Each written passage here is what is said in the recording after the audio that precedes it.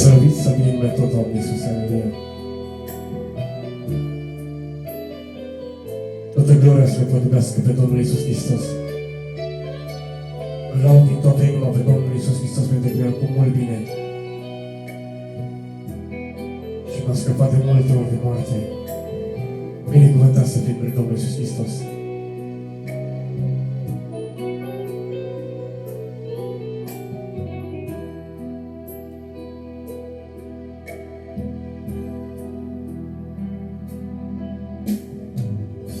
Mai e mult și Domnul Iisus vine. Ești pregătit să auzi strigarea Lui. Să vezi pe cei dincioșii Lui ce vinge, cu care a făcut un legământ. Mai e mult și Domnul Iisus vine. Ești pregătit să auzi chemarea Lui. Să vezi pe credincioșii Lui ce vinge, cu care i-a făcut un legământ. Mai este o speranță pentru tine, la cel ce-a suferit în Golgota. Tu poți primi asarul și iertarea. Predă-ți viața în mâna lui Iisus. Mai este o speranță pentru tine, la cel ce-a suferit în Golgota. Tu poți primi asarul și iertarea. Predă-ți viața în mâna lui Iisus. Binecuvântat să fie pe Domnul Iisus Hristos. Domnul Iisus Hristos să se atingă de fiecare parte. Domnul Iisus Hristos să se schimbe. Domnul Iisus Hristos să schimbe viața ta, Sfântul. Să dea mântuire dreptul tău și în viața ta. Numele Domnului să fie binecuvântat. Strigă din toată inima și va veni în viața ta și în corpul tău.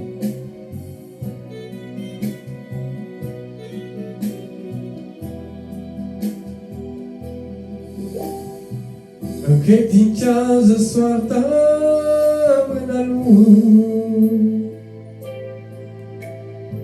Încrede-te că Cel că este bun.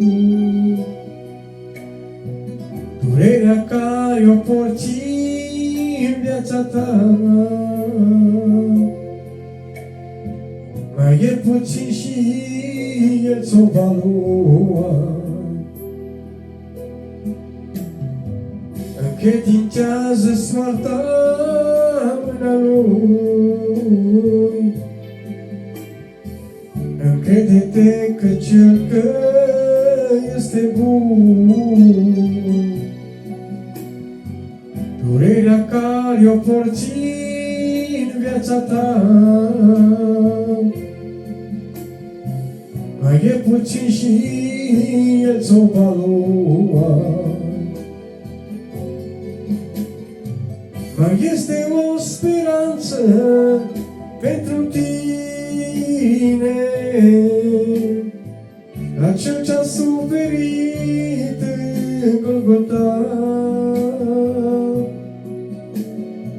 Tu poți primi asarul și iertarea. Predă-ți viața mâna lui Iisus. Mai este o speranță pentru tine, ca cel ce-a suferit în Golgota. Tu poți primi sarul și iertarea. Predeți viața mâna lui Iisus. Ce bine e cu Domnul pe cărare, și atunci și când soarele nu e, când totul e închis și înorat, atunci apare cel crucificat. Ce bine e cu Domnul pe cărare, chiar și atunci când soarele nu e, când totul e închis și înorat, atunci apare cel crucificat. Mai este o speranță pentru tine, la cel ce-a suferit în Golgota. Tu poți primi sarul și iertarea. Predeți viața mâna lui Iisus. Mai este o speranță pentru tine, la cel ce-a suferit în Golgota. Tu poți primi sarul și iertarea. Predeți viața